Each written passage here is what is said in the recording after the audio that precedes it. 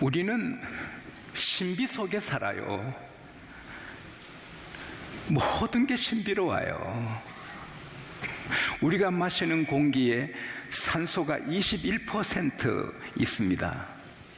우리가 뿜어내는 탄소는 산소가 나무들이, 식물들이 먹고 이 식물이 산소를 뿜어내 주는데, 이 산소가 얼마나 귀한지 우리 몸의 흰피털도 산소를 통해서 바이러스를, 병균을 죽이는 일을 하는 것입니다. 산소가 없으면 우리 흰피털도 꼼짝을 못하는 것입니다. 사람이 밥을 먹지 않아도 한 달을 버팁니다. 밥 안 먹고 물만 먹어도 40일 버틸 수 있습니다. 그러나 물을 안 마시면 3일 정도밖에 못 버팁니다. 다 죽습니다. 근데 공기는 5분만 하나님이 산소를 빼가시면 다 죽습니다.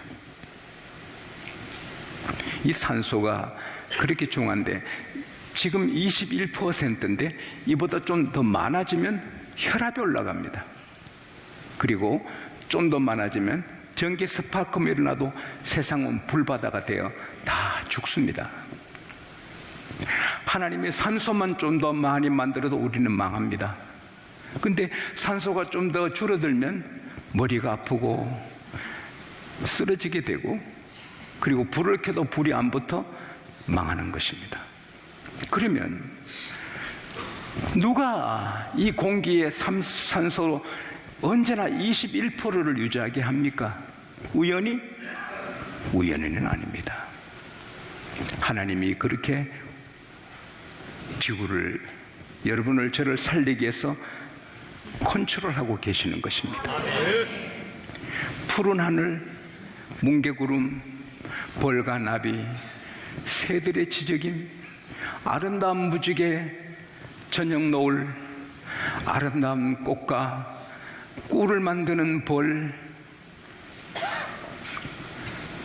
아름다운 단풍, 신비로운 것입니다. 신비하는 게 하나도 없어요. 사막에는, 강야에는 비가 안 오지만 거기에 짐승들이 살고, 다람쥐만큼한 것들이 있고, 뚜꺼비가 살고 개구리가 삽니다. 왜?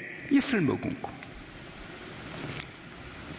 하나님은 같은 물로 수증기를 만들고, 아전행이 만들고, 안개를 만들고, 구름을 만들고, 우박을, 눈을 다 하나님 마음대로 만드시는 것입니다. 이 신비입니다.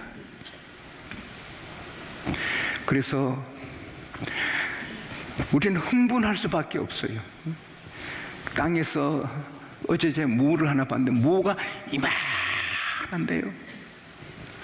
이야, 무 하나가 이만한데 그 연약한 무가 단단한 땅을 비집고 크는 것입니다. 바다에는 물고기들이 우글거리고,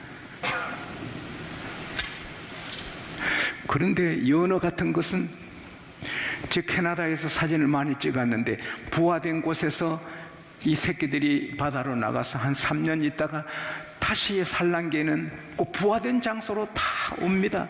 어김없이 강을 거슬려서 상처를 받으면서 올라옵니다. 우리 한국에도 강원도에 양양에 연어를 기르는데, 연어를 부화시켜 놓으면 바다에 나가서 3년 있다가 10월이면 다 돌아옵니다. 연어에게 무엇이 있는지 돌아오는 것입니다. 그런데 놀란 일은, 하나님이 연어, 물고기, 새, 동물과 사람을 다르게 만드셨습니다. 욥기 28장 5절에 음식은 땅에서 나지만 땅 아래는 불이 있다. 여러분, 땅 속이 신비롭습니다. 다이아몬드가 땅에 있고, 백금이, 황금이, 은이, 동이, 철이, 기름이, 석탄이, 갖가지 보석이 땅 밑에 있고, 물 시원한 생수도 있지만은 뜨거운 펄펄 끓는 뜨거운 물도 있어서 온천을 우리가 만듭니다. 그리고는 수백 미터 사망의 굴을 팝니다. 그거 파다가 죽어도 파서 우리는 금을 캐고 은을 캐고 하는 것입니다. 근데 그것을 6절, 7절, 8절에 보면은 솔개도 모르고 매도 모르고 사나운 짐승도 모르고 사자도 모릅니다. 여러분, 사자가 금 캐는 거 봤습니까? 원숭이가 금을 캐려고 막 강맥을 따라가는 거 봤습니까? 하나님이 그들을 덮어서 모르게 하셨습니다. 여러분, 참새가 황금 만나서 좋아합니까? 황금인지도 모르고 좋지도 않습니다. 참새는 벌레 만나야 좋지. 다이아몬드 이만한 거 줘도 참새는 감사 안 합니다. 원숭이도 좋아 안 합니다. 사람만 보석을 사랑하고 귀한 걸 귀하게 아는 것입니다. 왜?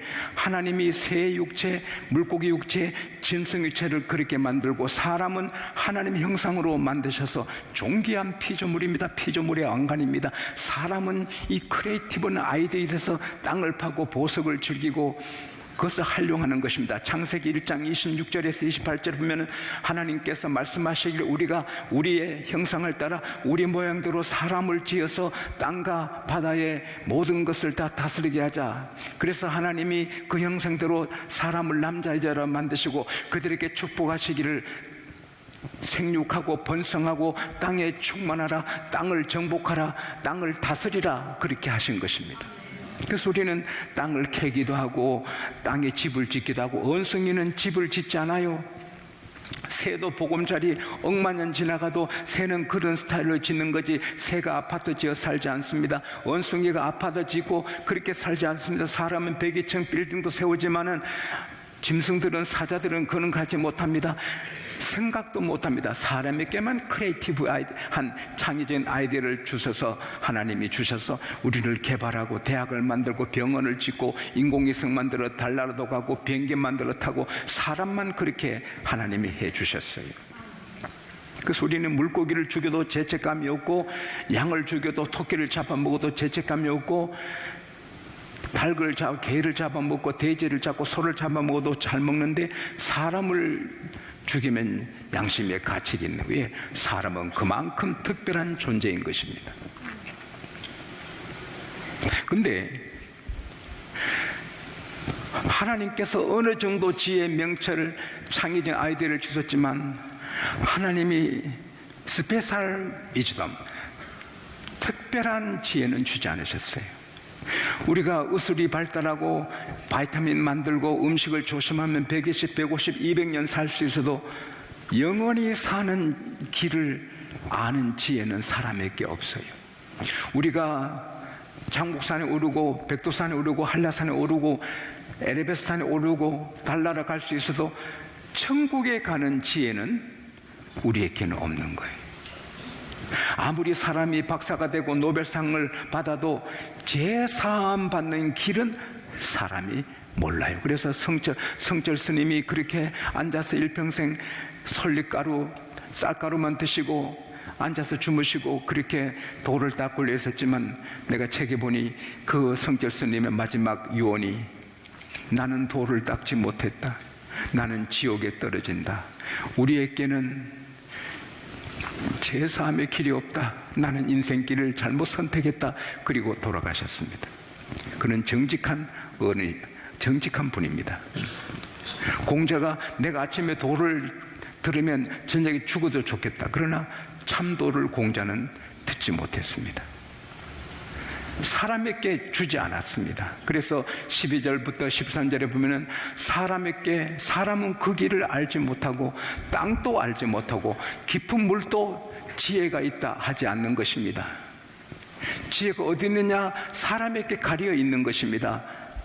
이 세상에는 없는 것입니다. 그럼 지혜가 어디 있느냐? 하나님이 답을 가르쳐 주시는데 욥기 28장 28절에 지혜는 하나님을 경외함이 지혜다. 하나님을 경외할 때 하나님이 지혜를 주시는 것입니다.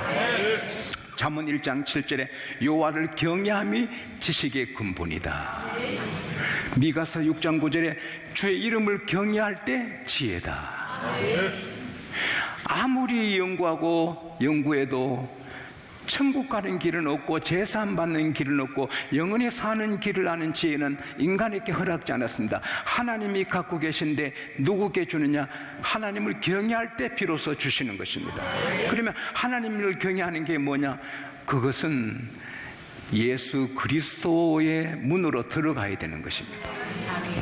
요한복음 10장 9절에 내가 문이니 나로 들어오는 자만이 구원을 받는다. I am the gate. 하나뿐인 the gate. Whoever enters through me will be saved. 오직 문은 하나뿐입니다. 등산은 여러 길로 올라가도 꼭대기에 올라가지만 천국은 등산하고 다릅니다. 오직 예수 문으로 들어가야 올라가게 되는 것입니다. 창세기 28장에 야곱이 돌베개 베고 강야에 자다가 꿈을 꾸는데 지면에 이상한 사닥다리가 있어 보니까 그 끝이 하늘에 닿았습니다. 천사들이 오르락내리락 하는데 그의 하나님이 야곱 야곱 야곱 불러서 그는 복을 받습니다. 근데 그 사닥다리는 2개도 3개도 아니고 오직 하나입니다. 천국으로 올라가는 사닥다리는, 하나님께 올라가는 사닥다리는 예수 그리스도밖에 없는 것입니다.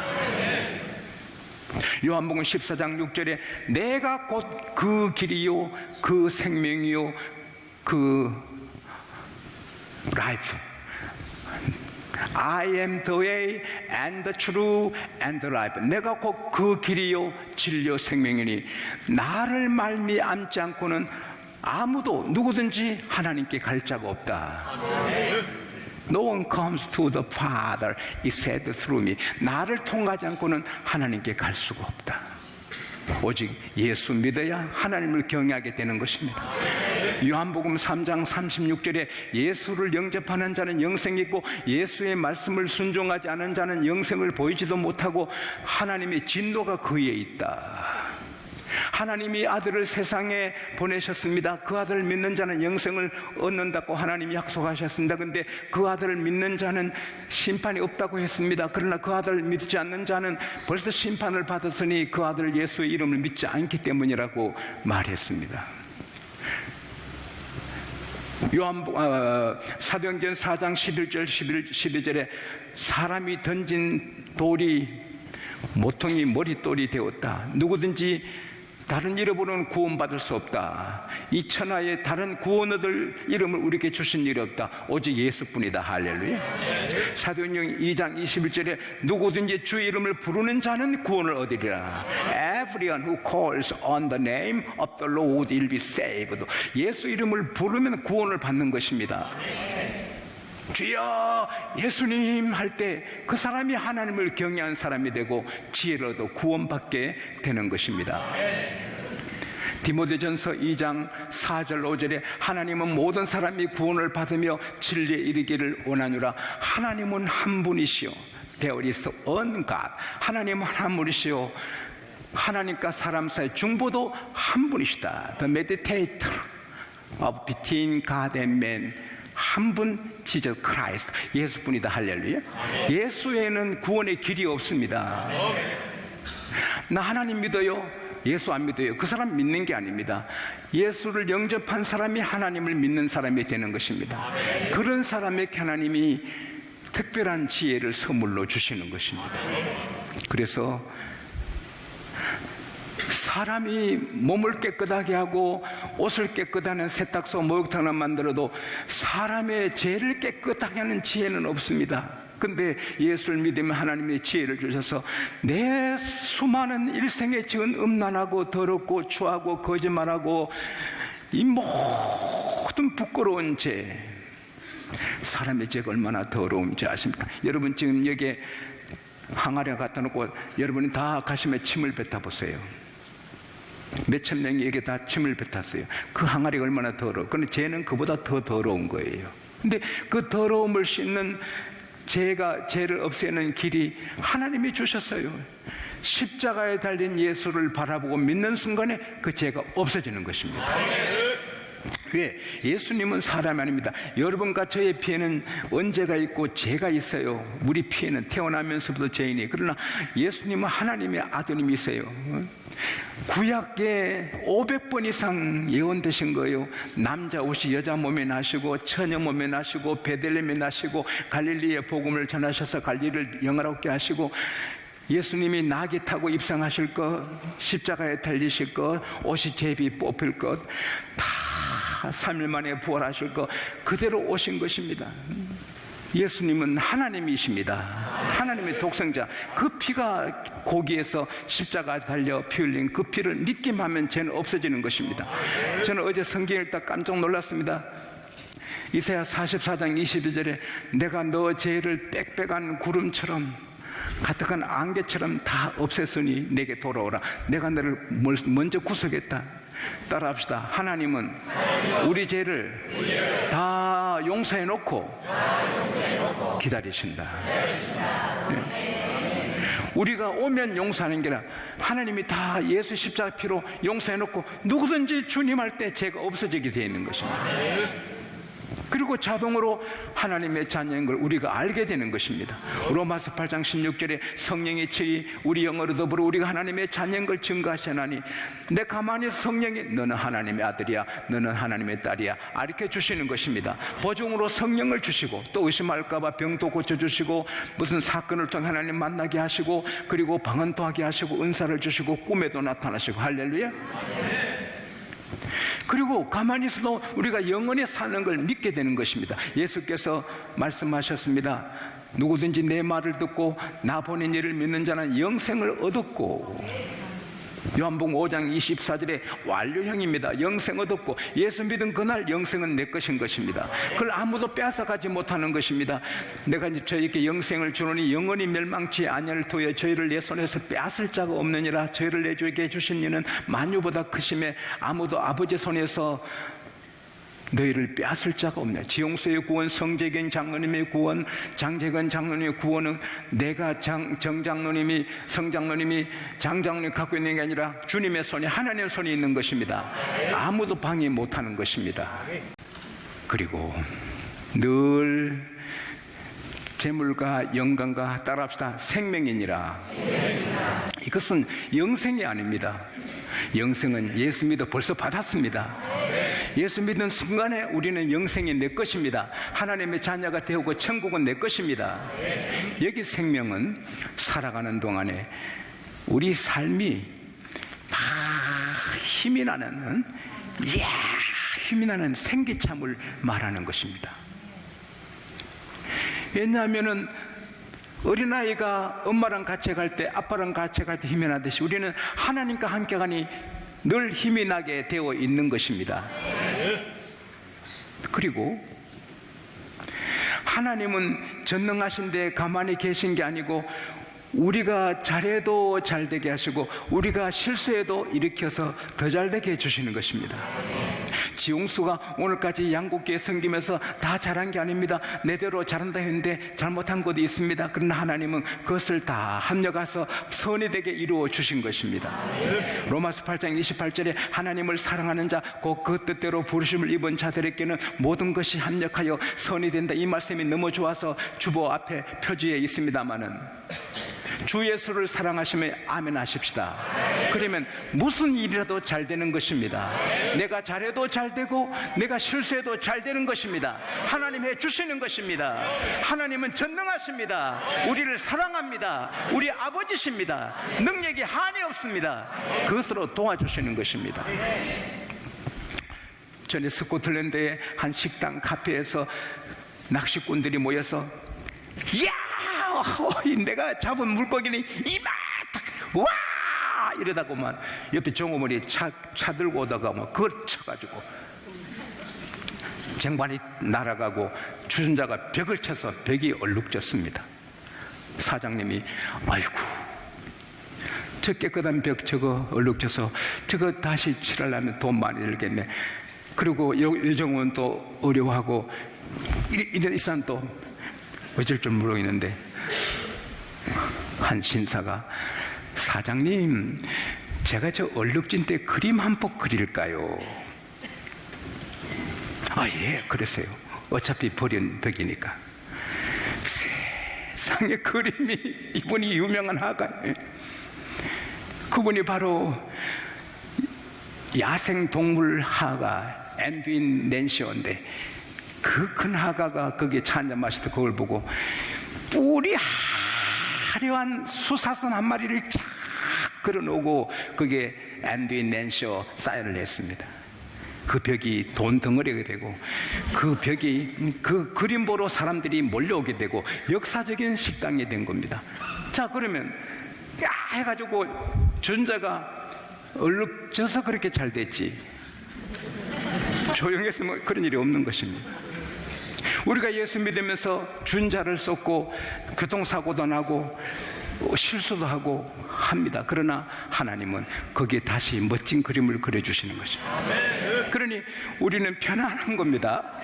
이래도 잘 되고 저래도 잘 되고, 잘 돼도 잘 되고 안 돼도 잘 되고, 아들이 대학에 떨어져도 더 잘 되고, 대학에 붙어도 더 잘 되고, 부부가 싸워도 더 잘 되고. 잠깐 싸우지 계속 안 싸워요. 저도 많이 싸워봤죠. 싸우고 나면 더 좋아져요. 응? 일부러 싸울 필요 없지만 문제 있으면 더 좋아지고, 할렐루야. 그러니까 힘이 나는 거예요.